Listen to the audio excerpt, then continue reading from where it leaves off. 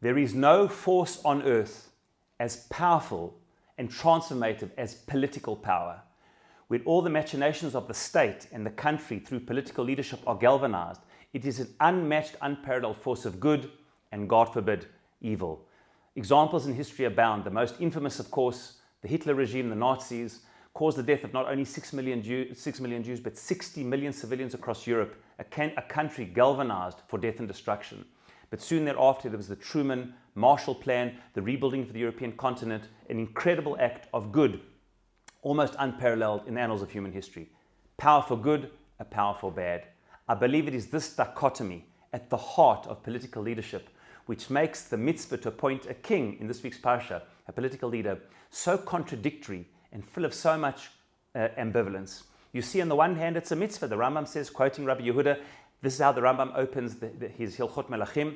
It's a mitzvah, an ideal mitzvah, the first collective mitzvah of the Jewish people when they come into the land to appoint a king. But the Abarbanel quotes Rabbi Nohorai, and the Abarbanel who worked with the kings of Spain and Portugal, who saw the challenges of and the misuse of power, who said it's actually not ideal, maybe even a necessary evil, something we would prefer to do without, but we can't help it, we need to have a king. And the truth is, I believe that is exactly why the mitzvah to appoint a king is presented in such a dichotomous way. On the one hand, it says, Som tasim alecha melech, as the Rambam said, appoint yourself for a king. It's an absolute command. On the other hand, it's presented with a condition. It's only if you ask for a king. And secondly, it's presented in a negative way. You should say that you want a king like the nations of the world. Why are we asking for a king in a conditional way like the nations of the world? Maybe a cheap copy of how leadership should be. We see there's a built-in dichotomy. And throughout Tanakh, negative and positive, we see the whole book of Shoftim, before we had kings, where there was disunity. The key pasuk there is, in those days there was no king. Bayamim hahem ein melech b'Yisrael, isha shaben avias. Everyone was doing what they wanted to. A king was necessary to unite the people. On the other hand, when a king was eventually asked for by the people, they wanted to copy the nations of the world, and Shmuel, Samuel the great prophet, was against it. Wherever we find kings, there is this ambivalence. And I believe it's because at the heart of power, there is so much concentrated power in the hand of political leaders that there is this ambivalence and these contradictions.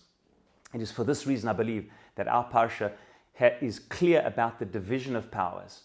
Nobody has absolute power. The king has certain powers, Shoftim v'Shotrim, the courts have certain powers, the Navi has certain powers to question authority, and so does the Kohen Gadol in the precincts of the Mikdash. As we struggle in Israel today for the correct division of power, it is absolutely clear that neither the political leadership or the courts should have absolute power.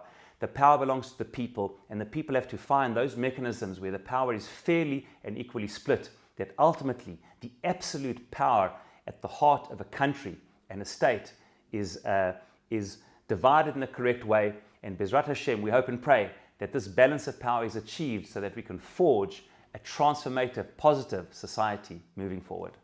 Shabbat Shalom.